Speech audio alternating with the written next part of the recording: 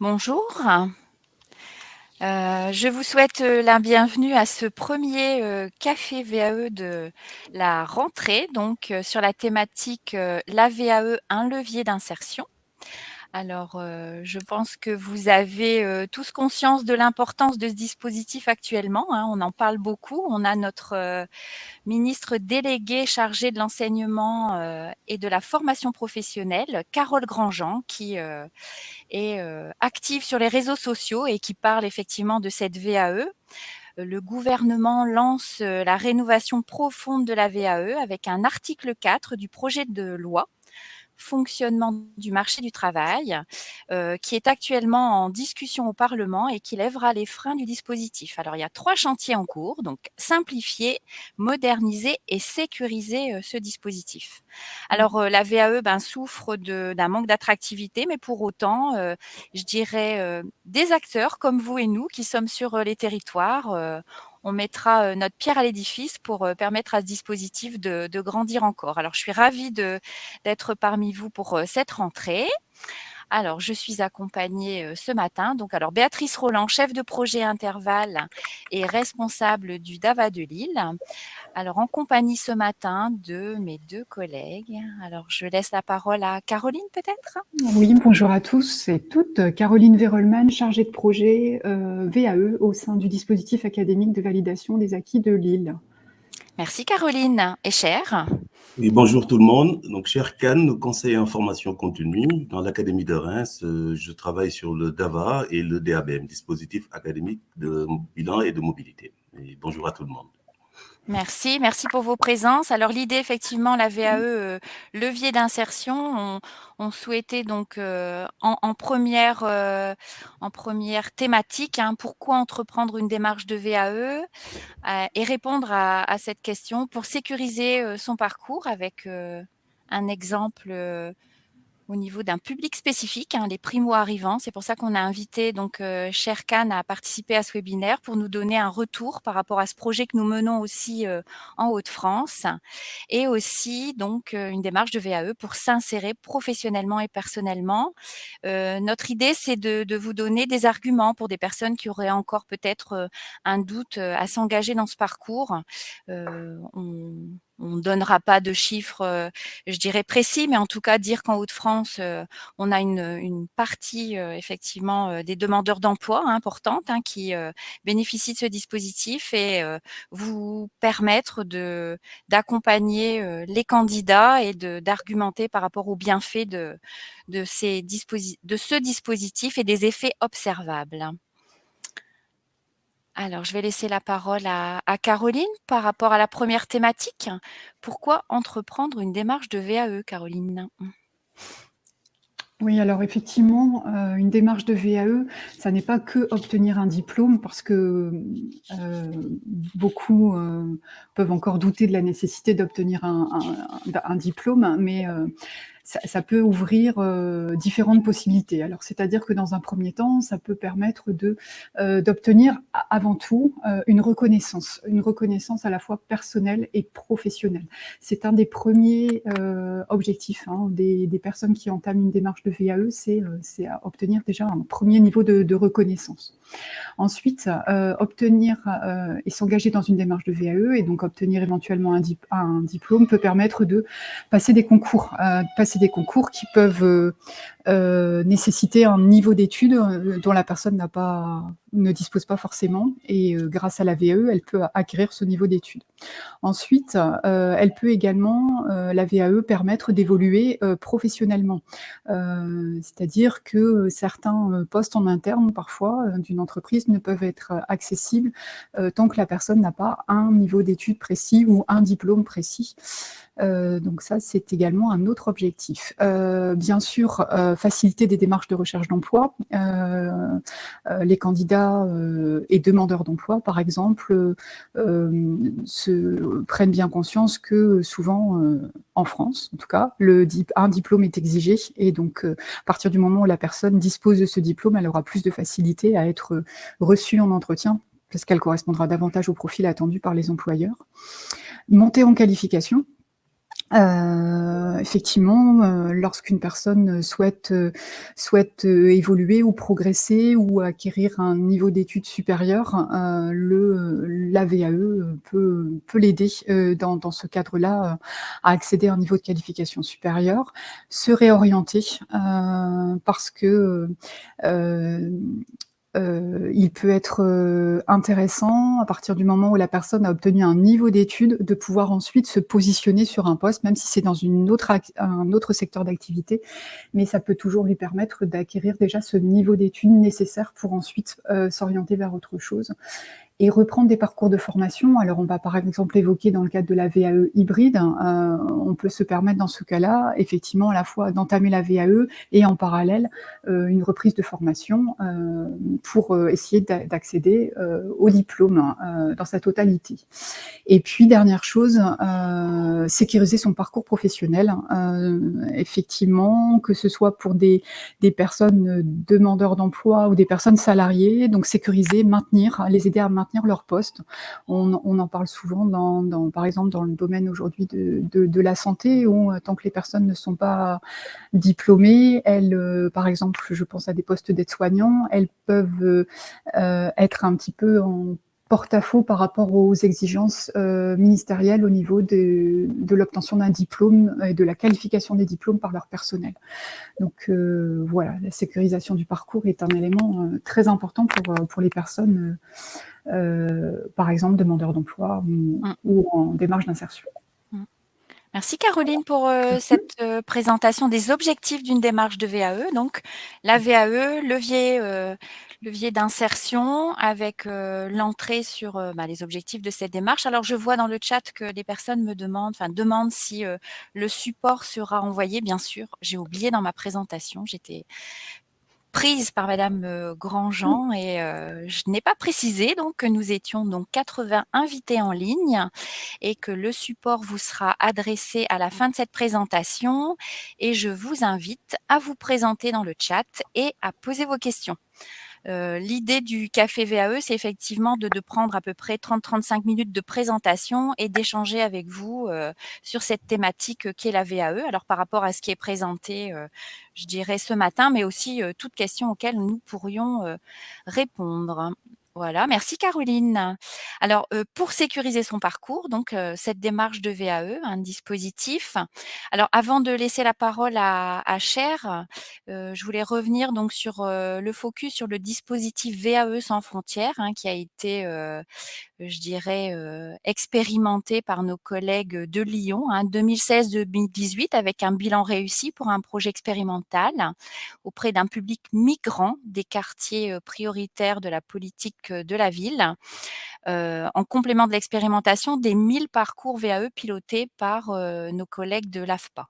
Alors, la direction de l'intégration et de l'accès à la nationalité, donc la DIAN et la DGESCO, ont initié une collaboration sur 2 projets. Donc, un projet en 2021 sur une nouvelle expérimentation lancée en Rhône-Alpes sur 3 départements nommés Expérience sans frontières et en parallèle d'un projet de déploiement national d'un dispositif VAE adapté aux spécificités des étrangers primo-arrivants nommés VAE sans frontières. Alors aujourd'hui, on est sur les Hauts-de-France comme sur Reims, hein, dans la continuité de cette expérimentation, VAE sans frontières et expérience sans frontières. Aujourd'hui, 11 académies avec, je dirais, un déploiement jusqu'au 31 décembre 2022 avec un objectif de poursuivre sur 2023 et 2024.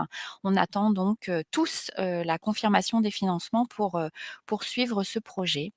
Et je vais laisser la parole à Cher pour vraiment insister sur le fait que cette démarche de VAE peut sécuriser les parcours et notamment pour ce public Merci spécifique. Béatrice, rebonjour tout le monde. Donc effectivement, nous étions dans le cadre de l'Académie de Reims, hein, depuis 2019. On avait eu l'opportunité de discuter avec l'ex-directrice territoriale de l'OFII, l'Office français de l'immigration et de l'intégration, qui nous avait aidé à percevoir un petit peu les constats que vous voyez là. Et donc Madame Claire Roger nous avait dit à l'époque qu'il y a effectivement une problématique liée à une certaine sentiment de déclassification, mais pas seulement qu'un sentiment, mais aussi que les publics migrants, donc qui ont signé le contrat d'intégration républicaine, qui ont moins de 5 ans, comme l'a expliqué Béatrice, étaient confrontés à des difficultés d'accès à l'emploi, mais aussi à une perte un petit peu de reconnaissance des compétences acquises de façon postérieure dans leur pays d'arrivée. Le deuxième constat, c'était la nécessité de certifier ces compétences que les personnes donc avaient avant d'arriver et qui se perdaient un petit peu, ce qui, on le sait nous tous, est une perte un petit peu en termes de compétitivité pour des territoires comme les nôtres, quoi. S'y ajouter quelque chose qui venait consolider ce constat et que nous savons tous les besoins les tensions qu'il y a dans certaines branches professionnelles en termes de besoins de main-d'œuvre, et donc on considérait qu'il y avait là peut-être une réponse pertinente à apporter en mobilisant ces compétences qui jusque-là, comme l'a dit Béatrice tout à l'heure, font partie des publics qu'on peut nommer les publics invisibles, hein. Il s'agit effectivement des personnes, travailleurs d'ESAT par exemple, pour lesquels notre réseau a des projets, ça peut être les publics détenus, ça peut être les NEET dont vous entendez parler. Et donc, on était dans cette logique, dans cette dynamique d'ouvrir notre réseau, dans le cadre de nos missions de service public, à des publics qui n'avaient pas jusque-là la possibilité d'accéder. C'est en ce sens que, comme l'a dit Béatrice, on est passé d'un projet local à un projet de plus grande envergure, avec le soutien du ministère de l'Intérieur et de la Diane. Nos collègues de Lyon qui avaient fait une expérimentation, tout cet ensemble d'acteurs s'est mis ensemble pour effectivement aller dans le dispositif VAE sans frontières. Alors, les conditions, pour aller vite, c'était que les personnes, comme je l'ai dit, devaient avoir 5 ans maximum sur le territoire. Donc, on avait une petite marge possible de dérogation pour les personnes qui étaient à 5 ans et un peu plus, quoi.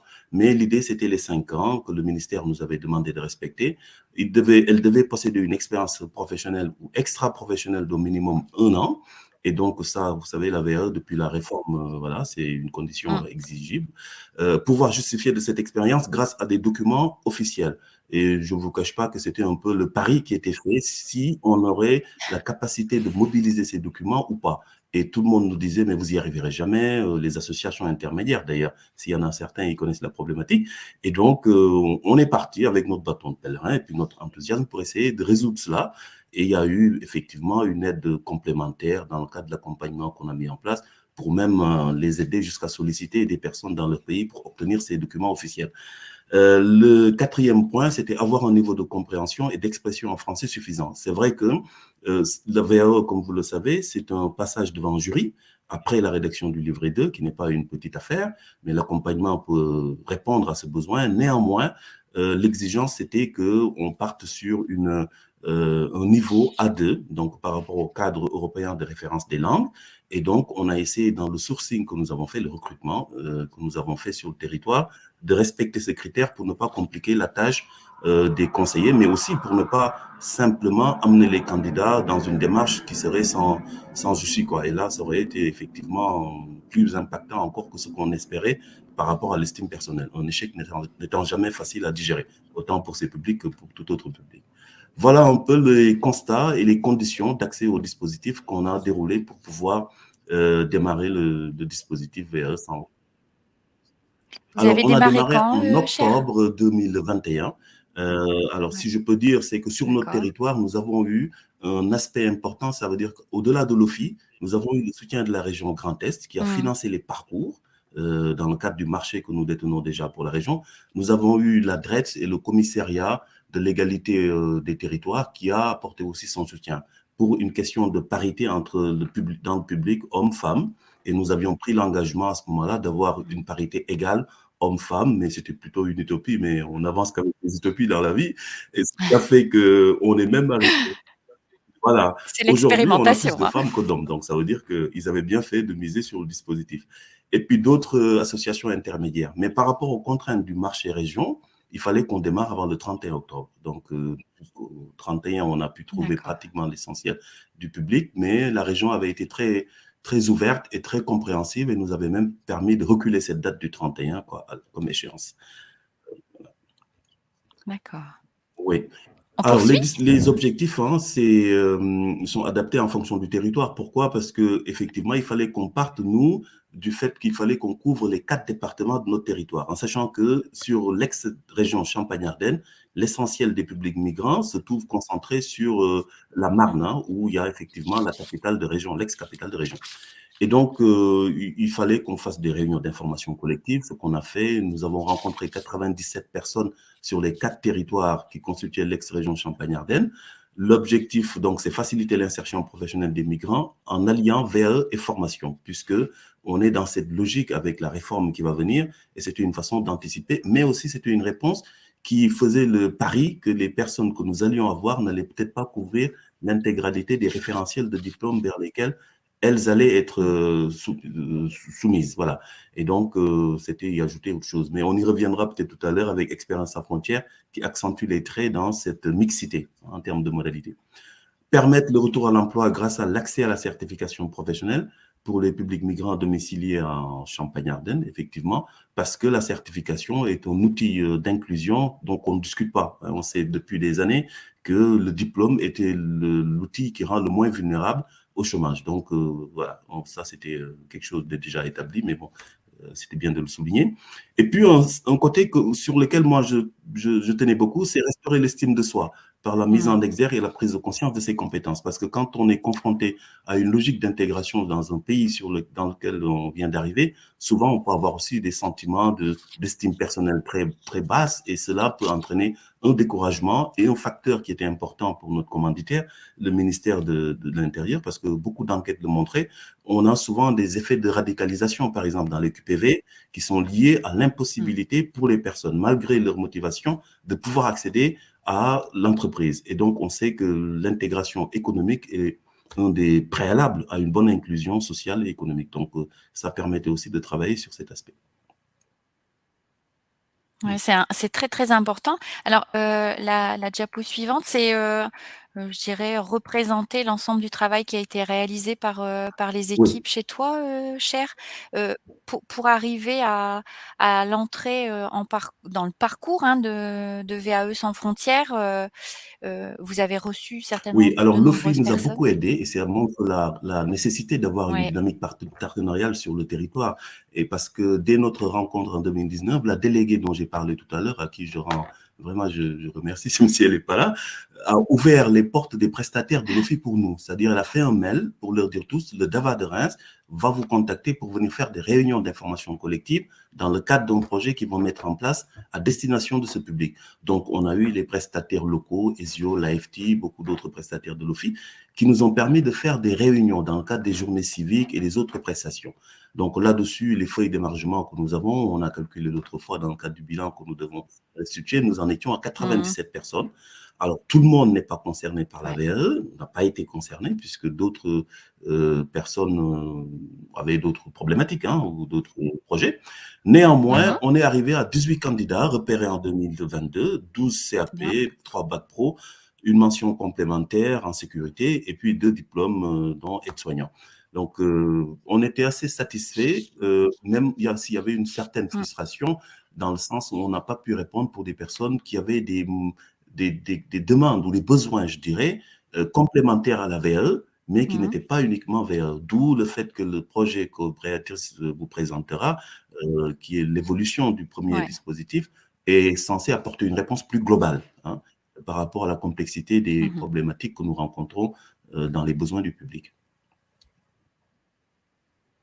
Très bien, merci Cher. Alors, ouais, On donc reprend on peut-être, a oui. reçu les personnes, fait leur étude personnalisée. Nous avons eu notre deck, Ouais. nous, qui a été très compréhensive et nous a permis d'avoir les retours de recevabilité assez tôt pour démarrer les parcours.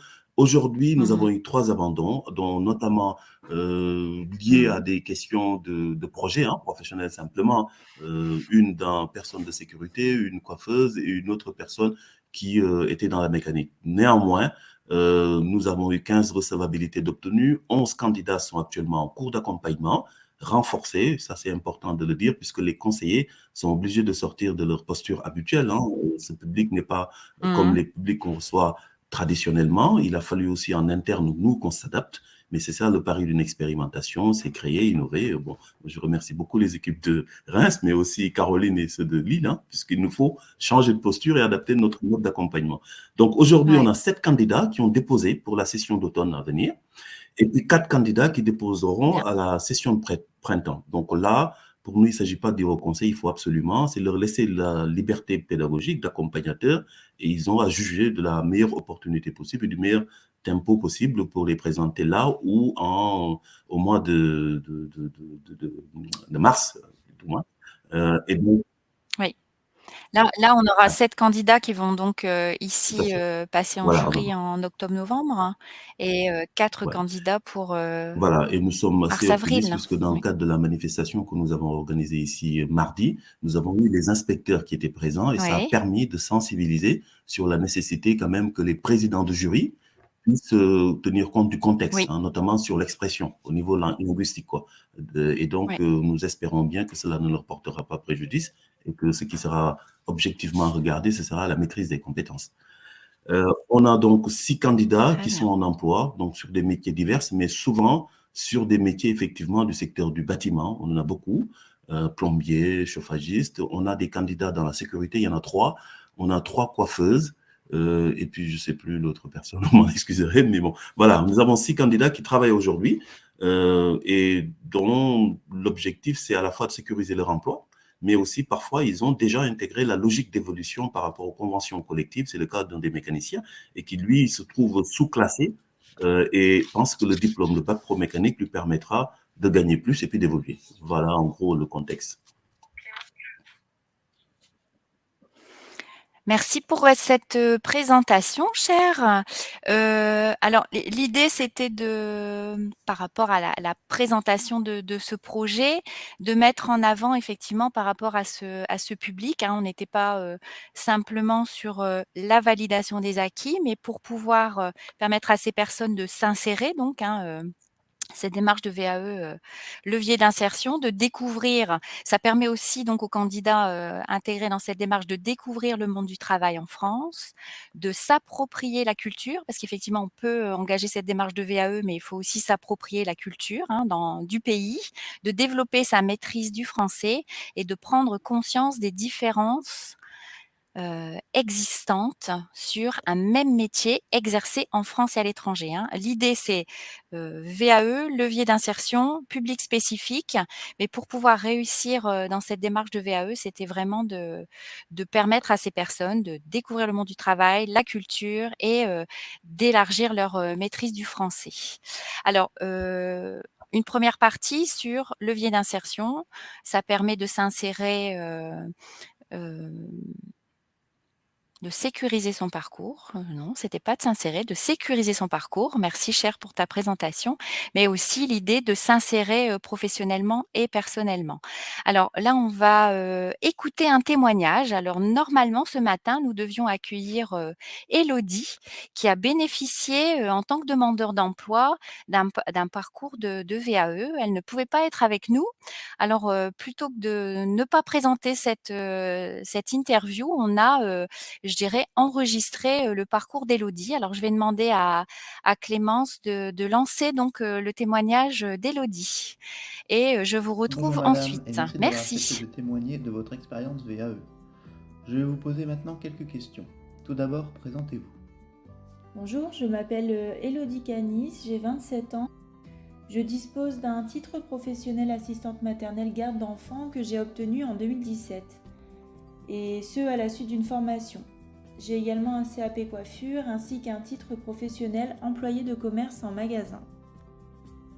Pouvez-vous m'indiquer le diplôme que vous avez obtenu grâce à cette VAE?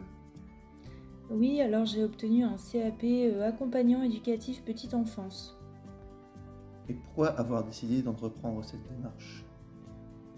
J'ai entrepris cette démarche à la suite d'une grande réflexion. J'étais garde d'enfants pour le particulier employeur et très jeune, je me suis intéressée au monde des crèches et des micro-crèches. C'est ce domaine qui m'attirait depuis toujours et j'ai vu dans cette nouvelle opportunité une facette du métier de la petite enfance que je ne connaissais pas, avec de nouvelles choses à voir et à apprendre. Je voulais donc obtenir le CAP AEPE Mais par le biais d'un contrat d'apprentissage, ça m'était impossible car le salaire était trop bas. Et retourner à l'école, pour moi, à mon âge, c'était pas envisageable. C'est pour ça que je me suis tournée vers la VAE, puisque c'était finalement la méthode qui s'adaptait le mieux à mon mode de vie. Finalement, comment s'est passée votre VAE? Bah écoutez, elle s'est très bien passée. J'ai été accompagnée par Madame Boufflers du début jusqu'à la fin. Quand j'avais des interrogations ou des doutes sur la manière de procéder, elle était toujours là, à l'écoute, et elle m'aidait à y voir plus clair. Et tout ça pour dire que lorsqu'on entreprend une démarche de VAE, on n'est pas tout seul. Cette VAE vous a-t-elle aidé à retrouver un emploi? Oui, aujourd'hui, grâce à mon diplôme en fait obtenu par la VAE, je peux travailler dans un domaine qui me passionne et donc j'ai passé mon CAP le 7 mars 2022. J'ai obtenu les résultats le 14, donc tout ça pour dire que pour mon cas en tout cas, c'est allé très vite. À la suite de ces résultats, j'ai pu entreprendre des démarches de recherche d'emploi. Aujourd'hui, j'ai signé un CDI, alors je suis en poste depuis le 4 avril 2022 dans une structure où je me sens à l'aise. Et avez-vous un commentaire ou un message à faire passer aux futurs candidats? Oui, alors je voudrais dire à ces personnes de ne pas avoir peur de vous lancer dans cette démarche de VAE. Ça permet de faire reconnaître officiellement ses connaissances, son expérience. On est vraiment reconnu à sa juste valeur et à la clé, on a le diplôme correspondant. Donc c'est vraiment super. Franchement, allez-y. Eh bien merci Elodie pour ce témoignage. Je vous souhaite une bonne continuation dans vos projets. Merci à vous, au revoir. Je vais remercier mes collègues pour avoir réalisé cette interview parce que c'est des personnes du service qui ont réalisé l'interview. Comme Élodie pouvait pas être là avec nous ce matin, je vais le dire, c'est Suzon qui s'est prêtée au jeu parce qu'on voulait absolument vous retransmettre les propos d'Élodie. On n'a pas inventé ce qui vient de se dire. C'est une personne demandeur d'emploi qui a été accompagnée par notre collègue Valérie Boufflers qui est là aussi puisque j'ai vu qu'elle était dans le chat. Alors merci à toutes pour votre implication au quotidien dans ce dispositif. Notre idée vraiment, c'était de dire levier d'insertion. Alors avec ce public spécifique, on sécurise son parcours, on découvre des choses en France, on facilite son intégration, comme le disait Cher. Mais là, pour un demandeur d'emploi, vraiment ce dispositif est, je pense, un réel levier d'insertion.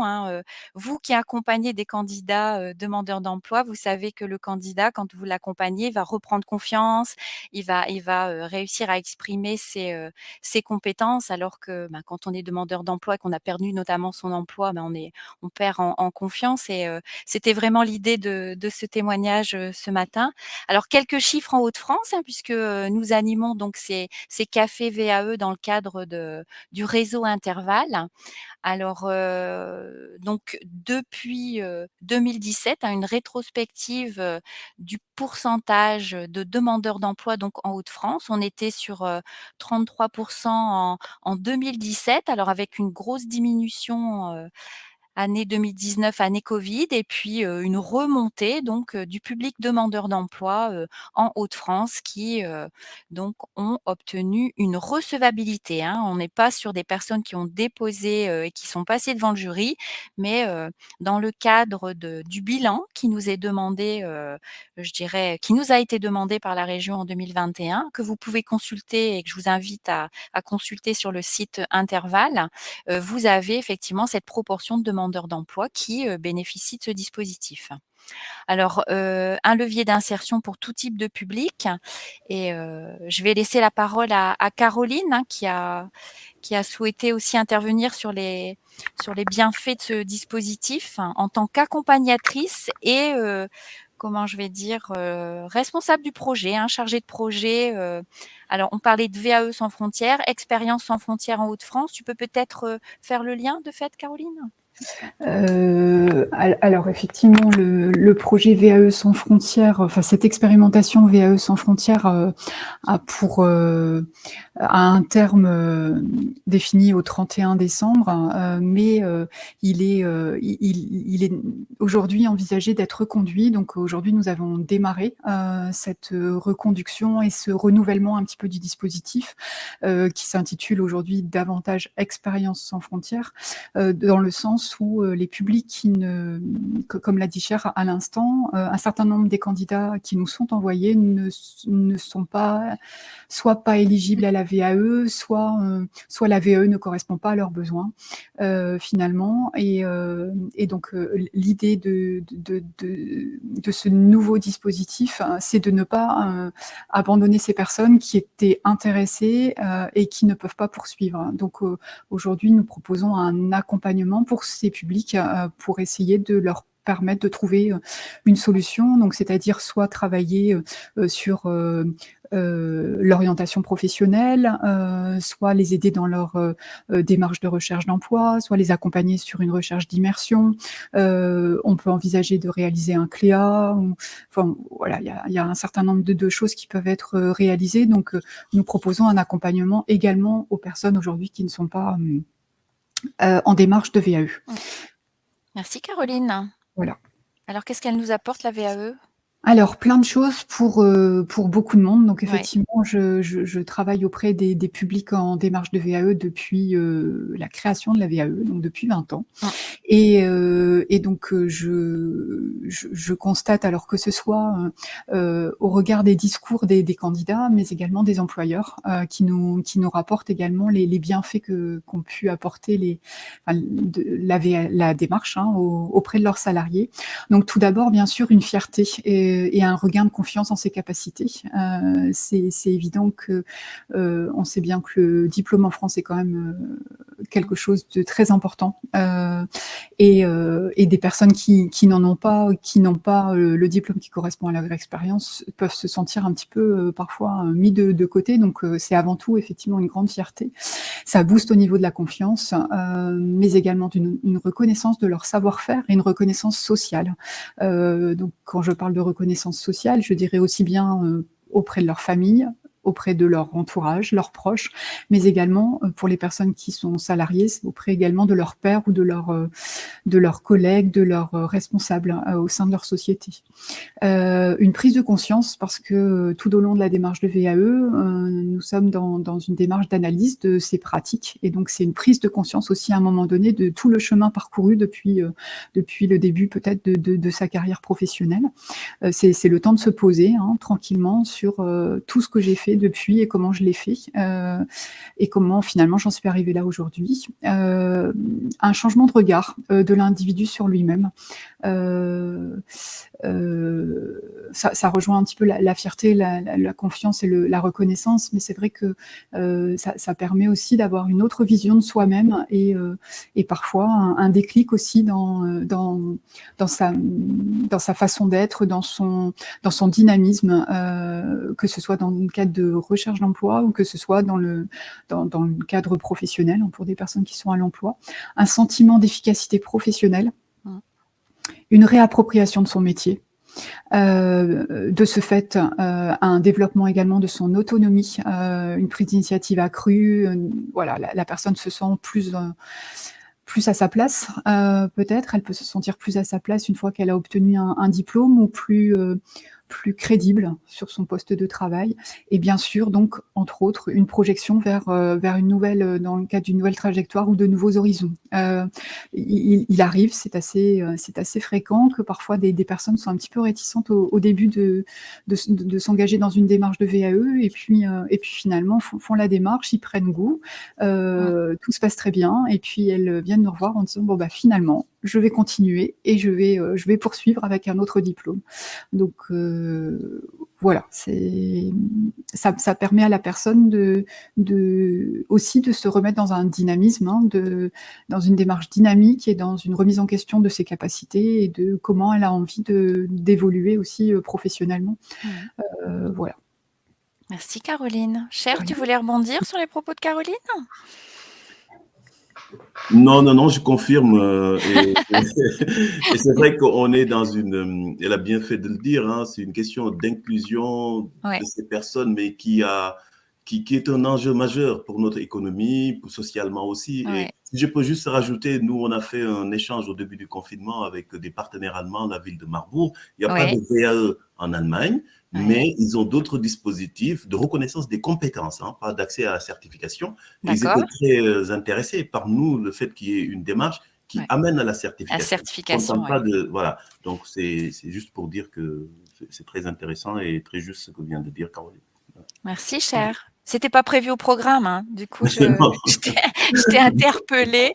Mais alors tu peux annoncer la slide suivante avec moi puisque tu seras présent. On souhaitait faire le lien, hein, on parle de public fragilisé au niveau de la VAE et le ministère, de l'Éducation nationale, hein, avec son porte-parole, hein, monsieur Norbert Jaouen, organise donc avec l'ensemble des DAVA, hein, le réseau des DAVA, les 20 ans de la VAE pour, l'éducation nationale et dans le programme, en préparant ce café VAE, effectivement, on parle aussi des publics particuliers, primo-arrivants, travailleurs en situation de handicap, les détenus, les décrocheurs, avec des effets observables et lors de cet anniversaire, vous aurez effectivement, des témoignages et des interventions, sur cette thématique. Alors on voulait, vous inviter à participer à cet événement alors, qui, se déroule, en distance, hein, c'est, la possibilité pour vous d'assister à une émission spéciale 20 ans de la VAE qui sera donc réalisée en direct du Palais de la Bourse de Lille. On vous invite à vous inscrire et à participer donc à cet événement pour, encore, élargir, vos connaissances des bienfaits de ce dispositif qui est en pleine, refonte, réflexion au niveau de notre gouvernement. Voilà, on arrive à la fin de cette présentation. Merci à tous les 2. Alors je reviens naturellement sur les contacts, hein, Interval, hein, vous connaissez donc, l'adresse du site interval-vae.fr. Si vous souhaitez nous contacter, je vous invite à écrire donc sur le formulaire, contact@interval-vae.fr. À votre écoute, hein, notre présentatrice, du témoignage alors j'ai perdu son prénom, Élodie tout à l'heure, Suzon et nous rejoindre sur les réseaux sociaux, donc LinkedIn, Facebook et la possibilité de revoir l'ensemble des cafés VAE qu'on vous propose et même des témoignages de candidats que nous enregistrons régulièrement sur la chaîne YouTube Interval VAE. Alors, j'ai vu que vous aviez répondu les collègues aux questions.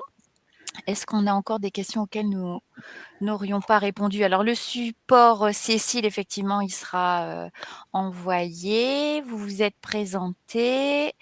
Les 11 académies, alors on vous les a données. Merci, Suzon pour la réponse parce que je ne les connaissais pas par cœur.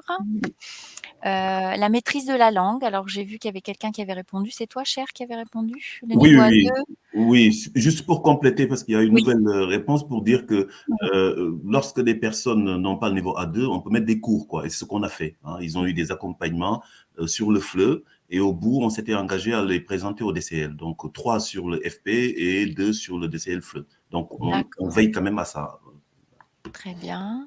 Alors, ce que je voulais préciser par rapport à cette question, c'est que nous ne leur demandons pas d'attester de leur niveau en français lorsqu'ils arrivent dans le dispositif. C'est-à-dire que on essaie d'estimer, de juger leur capacité à exprimer de manière un petit peu globale leur activité, leur parcours professionnel. Et voilà, on est plus dans on va dire une petite évaluation informelle que quelque chose de strict.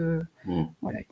Je ne sais pas si, Cher, tu peux... Si, il ne faut pas que les gens aient peur, c'est important, hein. Et Ouais. effectivement, bon, le positionnement qu'on fait à l'entrée permet de juger de la faisabilité ou pas et du temps nécessaire en termes de soutien, si on pense raisonnablement que le niveau suffisant peut être atteint ou pas. Tu as bien fait de le dire, ce test est indispensable au début. Mais il ne doit pas empêcher qu'en tout cas la démarche soit faite.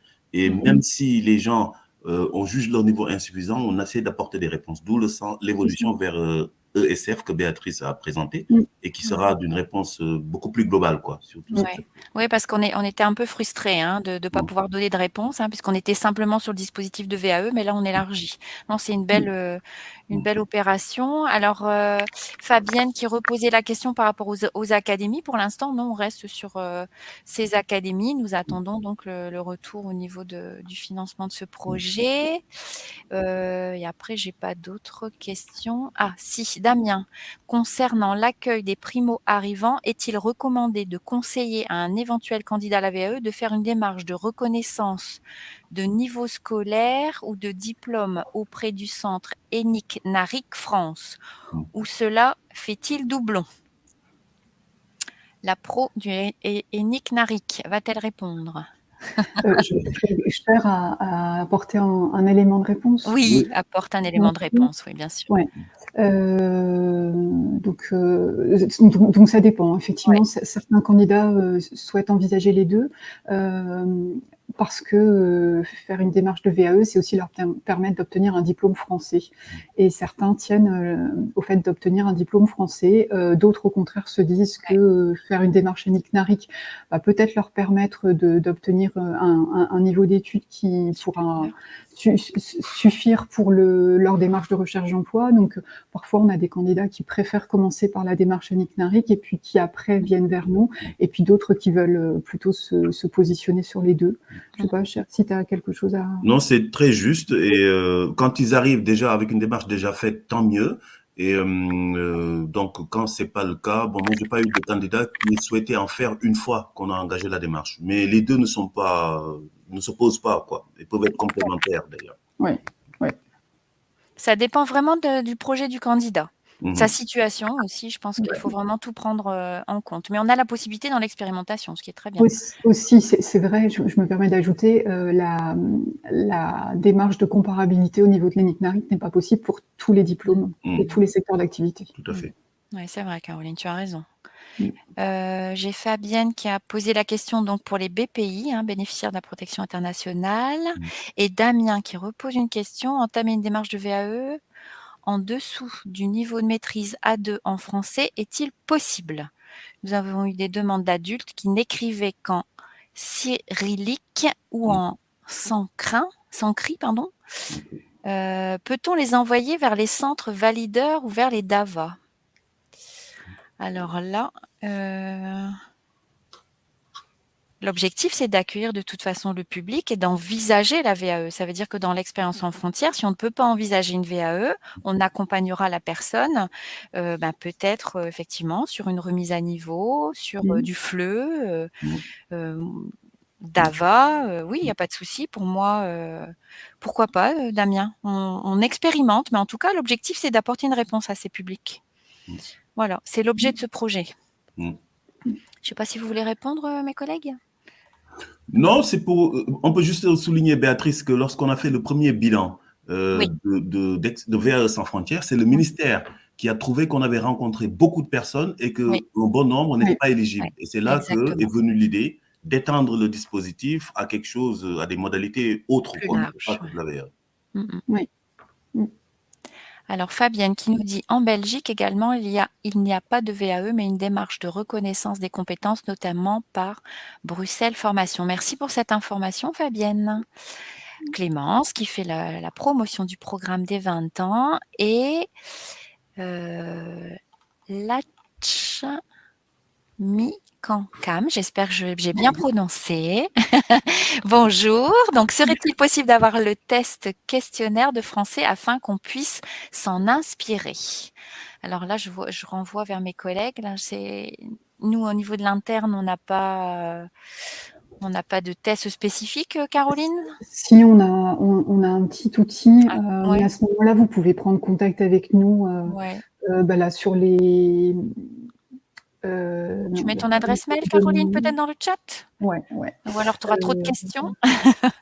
Mais Alors, je ne sais pas sur notre territoire, Béatrice, notre partenaire LOFI, de toute façon, dans le cadre des accueils, fait des tests. Et nous, on s'est beaucoup reposé sur le niveau reconnu par LOFI lui-même pour pouvoir faire une projection sur le niveau réel de la personne, quoi. Donc, LOFI a déjà cette démarche au niveau de Bon, la nous, vie. on a alors, c'est le mot test qui me freinait quand j'ai dit non, c'est parce que je trouve que le mot test est peut-être un peu Non, fort, mais ouais, on Ouais, a ouais, quelques questions, on va dire, qu'on c'est pose aux ça. candidats, tout hein, à fait, Caroline, si je tout à peux me fait. Oui, permettre? oui. Ouais, Oui, en fait, c'est à la fois un petit outil, positionnement?